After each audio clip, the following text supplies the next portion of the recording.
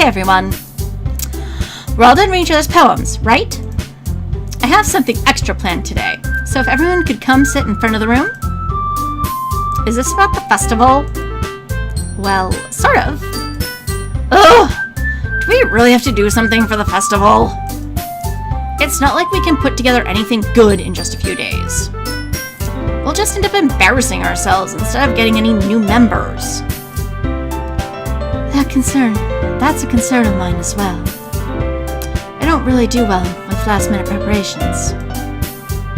Don't worry so much. We're going to keep it simple, okay? We won't need much more than a few decorations. Sayori has been working on posters, and I've designed some pamphlets we can give out during the event. Okay, that's great and all, but that doesn't tell us what we're actually going to be doing for the event. Sorry, I thought I heard about it already. We're going to be performing. Performing? Monica. Yeah, we're going to be having a poetry performance. Each of us is going to choose a poem to recite during the event. But the cool part is, we're going to let anyone else come up and recite poems too. Sayori is putting it all on the posters in case anyone wants to prepare ahead of time. Sayori, who's been coloring a poster, holds it up for us to see. Are you kidding me, Monica? You didn't already start putting those posters up, did you? Well, I did. Do you really think it's a bad idea? Well, no. It's not a bad idea. But I didn't sign up for this, you know? There is no way I'm going to be performing from a group of people like that. I heard of Natsuke. Yeah, President... Maybe you should have asked people instead of just saying, yeah, that'll be cool with it. Because that's super uncomfortable.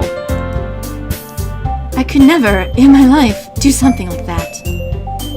Imagining it, Yuri shakes her head in fear.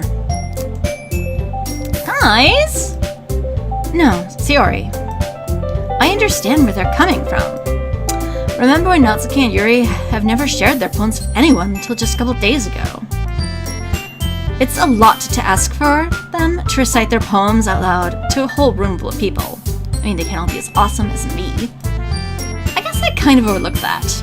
Yeah, you did, Monica. Bad Monica. So, I'm sorry. ... Natsuki. But I still think we should give it our best.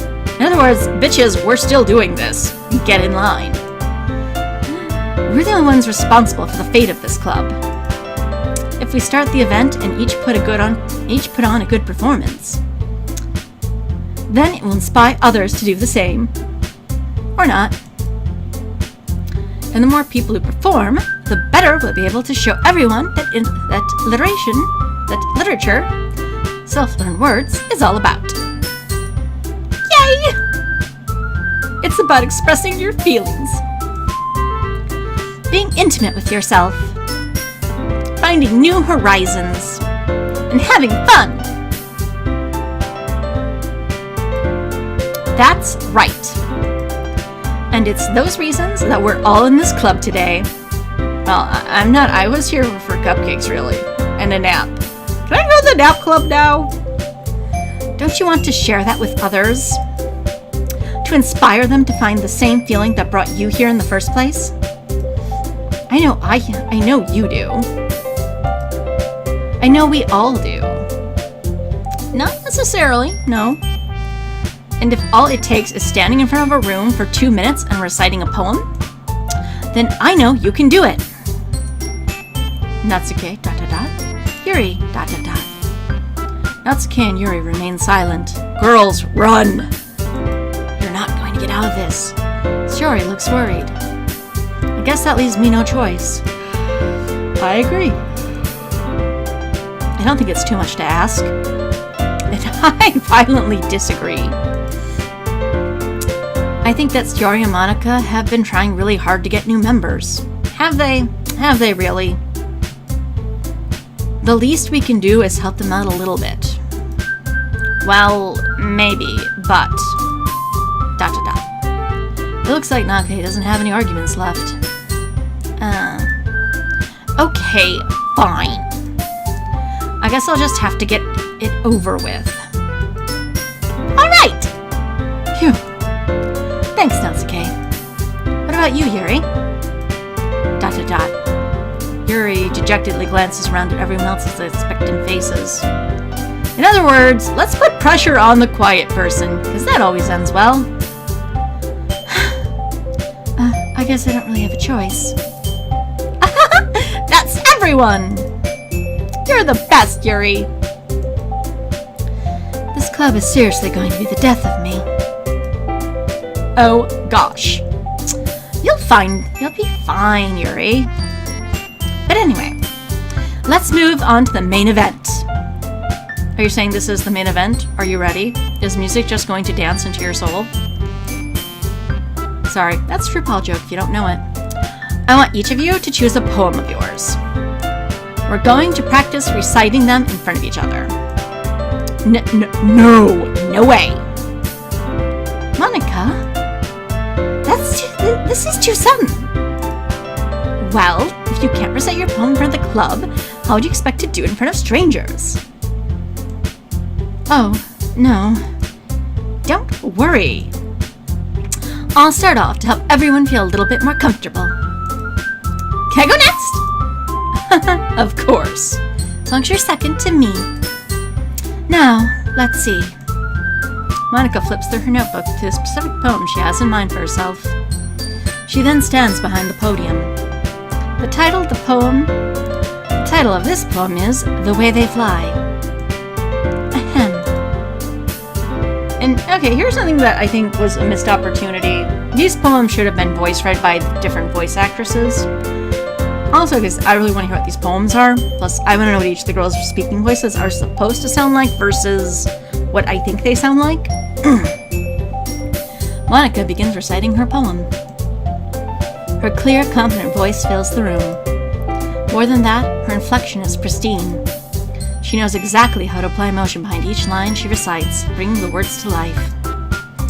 Is this something she's done before, or is she simply a natural? I glance around. Everyone has their eyes on Monica, the way she likes it. Sayori looks amazed. Yuri has an intense expression on her face that I don't understand. She has a girl crush, what's there to understand? Finally, Monica finishes the recitation. The four of us applaud. Monica takes a breath and smiles. That was so good, Monica! Thank you very much. I was just hoping to set a good example. Are you ready to go next, Sayori? I'll go next. Aww! Yuri's fired up all of a sudden. Yuri clutches a sheet of paper between her hands and stands up. Keeping her head down, she walks quickly over to the podium. This poem is called... Yuri anxiously glances at each of us. You can do it, Yuri. Oh, you can do it, Yuri! It's called After Image of a Crimson Eye.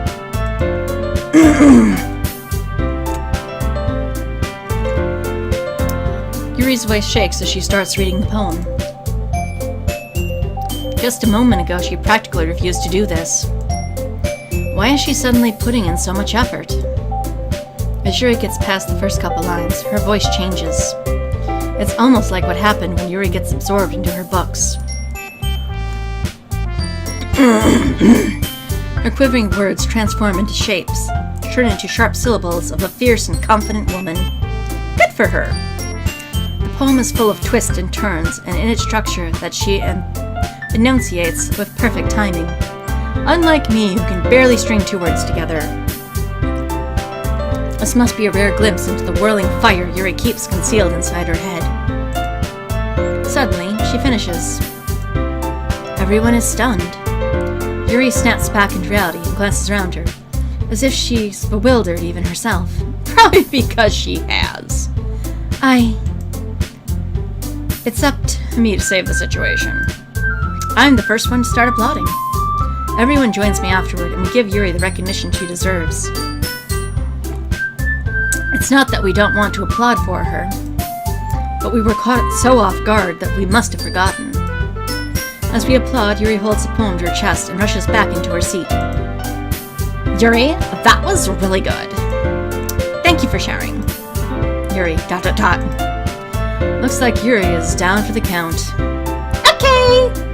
I guess I'm next then. Sayori hops out of her chair and cheerfully walks to the podium. This one is called My Meadow. Sorry, I giggled. Sayori, it's a lot harder than I thought. That's what she said. How did you guys do it so easily?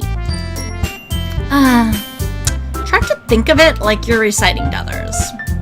Imagine you're reciting it to yourself, like in front of a mirror, or in your own head. It's your poem, so it'll come out the best that way. I see. Okay then. Sayori begins her poem. Somehow it feels like her soft voice was made as a perfect match. The poem isn't aimlessly cheery like Sayori is. It's serene and bittersweet. If I were to read this on paper, I probably wouldn't think much of it. But hearing it come from Sayori's voice almost gives me a whole new meaning. Maybe this is what Sayori meant when she said she likes my poems. It's like I get to reach more deeply into someone I thought I knew through and through. Sayori finishes and we applaud. I did it! Good job, Sayori. Even Bob liked it. I guess that's a good sign. Sayori, Bob likes everything. What does that even mean? It came out nicely, Sayori. The atmosphere of the poem fits you really nicely. But it might be that other poem wouldn't work quite as well with that kind of delivery. I don't really understand. In other words, I've seen poems of yours that were sort of gentle delivery wouldn't work as well. They might need a little more force behind them, depending on what you're reading. Oh, I know what you mean. I've been practicing that kind of thing. It's just embarrassing to do in front of everyone. Then next time, I'm gonna make you pick a poem that challenges you a little more. Rah rah, go team. We don't have much time before the festival, you know? Okay! Now, who's next? Natsuke? Don't make me go before Bob. It's not like I can compare to you guys anyway. Might as well let Bob lower everyone's standards a little before I have to do it. Oh, wow. Okay, Natsuke. Down, girl.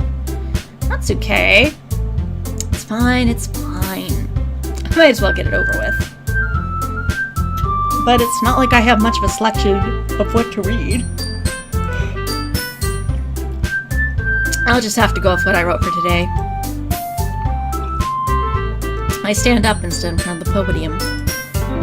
Everyone has their eyes on me, making me feel terribly awkward. I recite my poem. Since I'm not exactly confident in my own writing, it's hard to put energy into it. Despite that, once I finish, I receive applause anyway. Sorry, I'm not really good as everyone else. Don't worry about it so much. I think it's less about your abilities and more about your lack of confidence in your writing. That's something that'll improve over time, though. Yeah, maybe. Alright then. That just leaves you, Natsuke. Yeah. I'm going. Natsuke begrudgingly gets out of her seat to make her way to the podium. The poem is called... Why are you all looking at me? Because you're presenting. Anyway, the poem is called Jump. Natsuke takes a breath. Once she starts reciting the poem, her sour attitude disappears a little. While she's still a little unenthused, her poem has a rhythm and a rhyme to it. It's Natsuke's trademark style, and it works surprisingly well when spoken aloud. The words feel like they bounce up and down, as if given life to the poem. Natsuke finishes, and everyone applauds. She huffs back into her seat. That wasn't so bad, was it? Easy for you to say. You better not make me do that again. Well, do you at least feel prepared enough to recite a poem in front of other people? He's like, festival? And I said so? I mean, doing it in front of other people will be way easier. I can put on whatever face I want for other people. But when it's just my friends, it's just embarrassing. That's the pride's not okay. I think it would be the other way around for me. Well, that's just how it is. So, well, I guess in that case, you won't have much to worry about the festival. That said, I want to thank everyone for coming through and following my idea, which is my idea, so therefore it's brilliant. It might be hard, but I hope that you all have an idea of what it's like now. Make sure you pick a poem and get enough practice before the festival, okay? I'll be making pamphlets, so let me know ahead of time what you'll be reciting. Jeez. I should probably find some other poem to recite instead. That's fine, too. It doesn't have to be your own. That should have been. I'm already pleasantly surprised that you put in all this effort for the club. It makes me really happy. Yeah, no problem. Okay, everyone. I think that's about it for today. I know the festival's coming up, but let's try to write poems for tomorrow as well. Because, you know, we have no homework. What is this homework you speak of? We don't have it. It's been working out really nicely so far, so I'd like to continue that. As for the festival, we'll finish planning tomorrow, and then we'll have the weekend to prepare. Monday's the big day! I can't wait! I can do this! I can do this! Alright. I stand up. There's no way I'll be able to find the same enthusiasm as Sayori and Monica, but I'll do my best to get through it. It's for the sake of the club. And impressing Monica. Then I'll have to do my best. Wow, Bob, really? Monica's who you're trying to impress. Really? Ready to go, Sayori? Yep! Look at the two of you always going home together like that. It's kind of adorable, isn't it? Jeez, guys. I make such a big deal out of it. It must be a little nice, though. Well, how am I supposed to respond to that? It's okay, Bob. You don't have to say it. They, like, totally know we're together. Whatever, let's go already. I walk home with Sayori once more. Even though it's only been a few days, a lot of things have already changed. But today, Sayori is being a little quieter than usual on the way home. Hey, Sayori. ... Sorry, I was spacing out. Ah, no wonder. I was thinking about something from earlier. I like how we get to... I mean... Sorry, I fumbles with the words. So, let's just say that one day, Yuri asked to walk home with you. I don't think Yuri lives the same direction we do. Huh? What would you do? What kind of question is that? You're kind of putting on the spot here. I'd walk home with Yuri. Let's still walk home with Miss Yuri. Plus, I don't think Yuri and I live in the same direction. Sayori, you really think I would ditch you for Yuri? But she's so beautiful and smart. Jeez, I already see her in the club every day. Besides, you always seem to really like going home together. I wouldn't just ruin that for you. You're so silly, Bob. You think about me too much sometimes. Yuri would deserve it if she wanted it. So, Sayori, I've already made up my mind. Have you now, Bob? Have you? I really can't figure you out sometimes. Oh, Bob, you have not figured anything out. Sorry. Besides, what's the point in speculating on something that's never going to happen? The conversation trails off. It's kind of a weird thing for Sayori to care so much about. But I want to respect her and keep her happy too. Then again, the festival's only a few days away. Who knows what will happen in that time?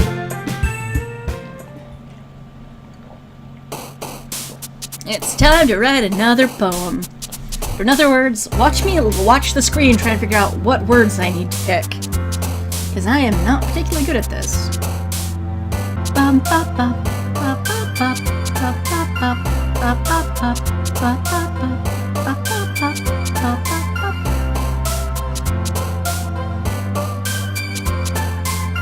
Well, let's begin with some laughter.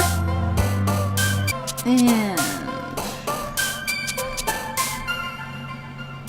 some joy. And some forgiveness. And a little beauty. And a little charm. And a little hope. And this will hopefully go on for eternity. Hopefully this will not lead to depression. And, you know, for some fireflies maybe. Because, I don't know, feels right. And some love. So that we do not have to be alone. So that we do not feel broken. So that does not feel be unrequited. This feeling of joy and love. Let's have some good cheer. And so I can have some comfort as soon as I can find on the list. I hope this won't be too extreme. And I hope this will show people my heart.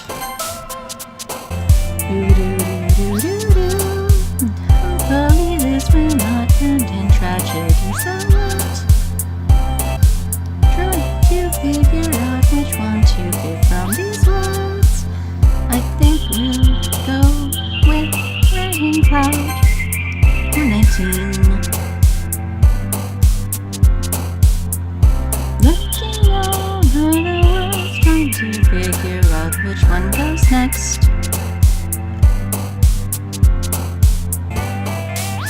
Let's end this on a cry. Phew. One more poem down. Aw, man. I'm the last one here again? I know, Monica. It's like you're a bad leader or something. Don't worry. I just walked in too. Well, Bob, I expect you to be bad. Were you practicing piano again? Yeah. You must have a lot of determination. Starting this club and now picking up piano. Well, maybe not determination. Just like, I really want my college transcript to pop, so, you know. But I guess a passion. Remember that the club wouldn't be here if it wasn't for all of you. Yeah, that is kind of important. And I'm super happy that you're all willing to help out for the festival, too. I can't wait for the festival. Sorry, I'm just so used to her being like, die. I forgot what those happy sounds were like. It's gonna be great. Eh? Weren't you complaining about it just yesterday, Natsuke? Well, yeah. I'm not talking about our part of the festival. But it's a whole day of school where we get to play and eat all kinds of delicious food. You sound like Sayori all of a sudden. Monica, do you really have to... Did they usually have fried squid? Squid? That's a pretty specific thing to look forward to. Oh, come on. Are you saying you don't like squid? You, of all people? I didn't say I didn't like it. Besides, what do you mean, you of all people? Because it's right in your name. Monica. Yeah, I agree with that. That's not the way you say my name at all. Also, that joke makes no sense in translation. Monica, we've talked about this. The fourth wall is Linkara's domain. Get off it. Huh? Never mind. Let's just focus on our own event for now, okay? Fine, fine.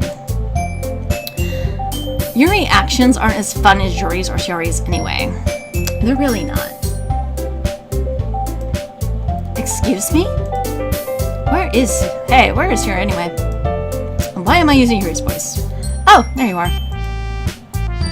Sayori is sitting at a desk in the corner of the room, looking down at nothing. I walk over to her. Hey, Sayori. I wave my hand in front of her face. Eh? You're spacing out again. Sorry. Don't mind me. You can go talk to everyone else. Huh?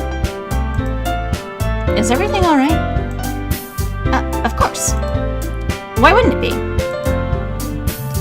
It just feels like you're a little off. Sorry for assuming things. Jeez, you worry too much about me. I'm fine, see? Sayori shows me a big smile. Don't let me distract you from having fun with everyone. Well, alright. If you say so. I weirdly glance at Sayori before turning back toward everyone else. But the conversation is already dispersed, with everyone back at their usual activities.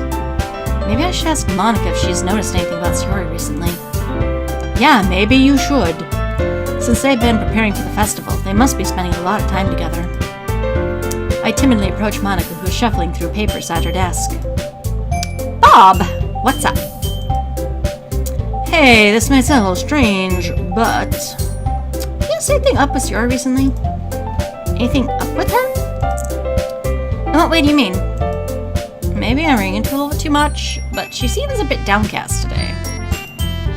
Oh, you think so? I can't say I've noticed anything about her. Monica peers across the room at Sayori, who is idly dragging a rubber eraser up and down her desk. Maybe there is something on her mind. But I'm surprised I'm not the one you're asking, Bob. But I'm surprised I'm not the one asking you, Bob. You certainly know her a lot better than I do. Yeah, but she's never really like this. She's always talked to me about things that bothered her. But this time, when I asked her, she was really dismissive. Sorry, I know it's not your problem. I just wanted to ask if you knew anything, so I'll drop it now. No. It's important to me, too. I mean, I'm almost friends with her. I'm also friends with her. She's my minion. And I also care about well-being of my club members, you know? Maybe I'll try talking to her myself. Are you sure about that? She seemed like she wanted to be left alone. Are you sure? Maybe she's just had a hard time bringing up with a person of interest. Maybe she just has a hard time bringing up with a person of interest. Person of interest? Was this a crime? What do you mean by that? Oh, Bobby, you are that stupid, aren't you? I'm saying that maybe the thing on her mind is you, Bob. Like, get a fucking clue. Me? How on earth would you come to that conclusion? Well, I probably shouldn't say too much, but Sayori talks about you more than anything else, you know? She's been so much happier since you've joined the club. It's like an extra light was turned on inside of her. What? No way. Sayori is always like that. She's always been full of sunshine. It's not any different than it always has been. You're so funny, Bob. Have you thought that maybe you've always seen her as cheerful? Because that's just how she is when she's around you? Bob ... I said too much. I'm sorry. What do I know anyway? I didn't mean to jump to conclusions, so you should forget about what I said. I'll try talking to her, so try not to think about it for now. Alright. Monica smiles meaningfully. I know she said to forget about it, but I already know that I won't be able to get her words out of my head. Monica stands up from the desk and walks across the classroom to where Sayori is sitting. I watch her kneel down next to Sayori and gently talk to her. But she's keeping her voice quiet, so I can't hear her from here. I sigh and sit myself down. I know Sayori told me not to worry about her and to have fun with everyone else. But that's impossible to do when she's behaving like this. Exactly how much do I care about her that I'm letting this weigh on me down so much? Now it feels like I'm the one behaving out of the ordinary. But there's nothing I can do besides wait for Monica. ... Okay, everyone! After some time passes, Monica calls out to the club room. Why don't we try our poems now? Before I know it, everything is back to normal. Everyone goes to retrieve their poems, and I do the same. I make eye contact with Monica, and she smiles at me. I wonder what she was talking about with Sayori. Who shall I show my poem to first? That is a good question. Yeah, we kind of shortchanged it last time. Let's go with Monica. Hey, you. Hey, Bob. Have you thought about what you want to submit to perform at the festival? Well, being in this club is one thing, but performing for a bunch of people, I'll have to give it some more thought. Okay, no pressure. All the pressure. But whatever you do, I'm sure it'll turn out great. It would also make me happy to see. Anyway, let's take a look at today's poem. Sure. I let Monica take the poem. I had words I'm holding in my hands. Monica ... It's kind of funny. How so? No, not the poem. I mean, your handwriting, you might as well just be what you can scratch. I mean, it's funny how your poem and Sayori's poems have been getting more and more similar to each other every day. I'm surprised you're so in sync with her. Then again, you've been spending a lot of time together lately, haven't you? I guess you could say that. Although we kind of grew up as best friends, I haven't been seeing as much of her the past year. But since I joined the club, we've been spending a lot of time together again. I see. That reminds me about how Sayori has been a little bit off today. Yeah, did she tell you something? Well, Bob, have you been flirting with her? Have you? Oh god, that's so on the wrong delivery. Bob, you haven't been flirting with her, have you? Maybe a little. Of course not. I mean, she's been doing it a lot. I've been treating her like I always do. You know, push-pull, let her get close enough and then kind of shove her away, because, you know, I'm indecisive like that. Alright. Just making sure. I know how much you care about her. It would be terrible if something bad happened to her, so keep an eye on her. Sayori's been acting so much happier ever since you joined the club. What could have happened all of a sudden? Yeah, what indeed, Bob ... Well, never mind. This really isn't the time to talk about this thing. Anyway, I'll share my poem with you now, alright? Okay, I just realized while doing this recording, the rest of the household is doing some repairs, so my apologies if you occasionally hear power tools. This, unfortunately, is the only time I have to record, so I'm gonna have to keep going. My apologies.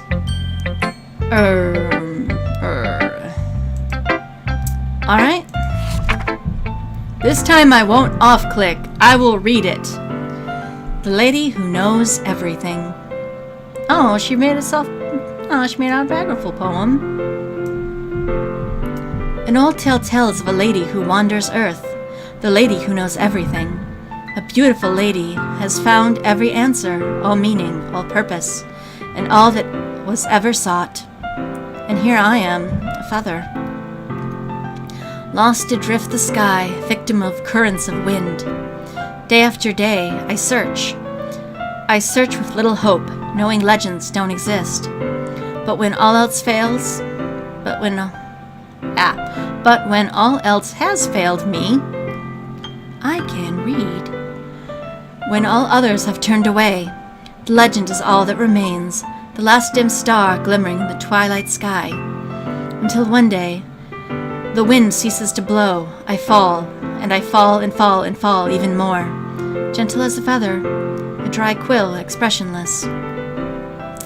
But a hand catches me between thumb and forefinger, a hand of a beautiful lady. I look at her eyes to find no end to her gaze. The lady who knows everything knows what I am thinking. Before I speak, she responds in a hollow voice. I have found every answer. I know of which amount to nothing. There is no meaning, there is no purpose, and we seek only the impossible. I am not your legend. Your legend does not exist. And with a breath, she blows me back aloft, and I pick up a gust of wind. Okay, let's break this one down a little. This is another person that really likes their metaphor. Every day they're out searching for meaning, for meaning, and what does this life mean?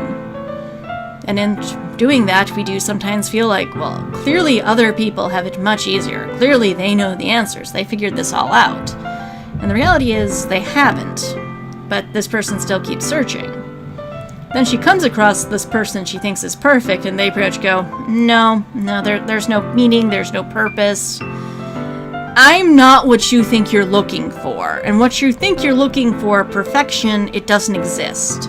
You need to get over it, and you need to get it back out there. Go live your life. Which I think is hopeful the way this ends, because you're blown back aloft, and you're going with a gust of wind. You're going with this knowledge and now going on living. I think that's what it means anyway. You know, I feel like learning and looking for answers are sort of things that give life meaning. Not to get too philosophical or anything, but it was kind of on my mind, so that's what I wrote about. I see. I never really put much thought into it. Yeah, Bob, I don't think you put a lot of thought into anything. I so want to know what our poem looks like. In a way, it's almost paradoxical. Because if we had all the answers, wouldn't the world start to lose its meaning? Like I'm totally not reading off a game fact sheet? No. You know, there's one thing I noticed. It seems like everyone in the club prefers writing about things that are more sad than happy. Are you surprised? I mean, it's like we have depth or something.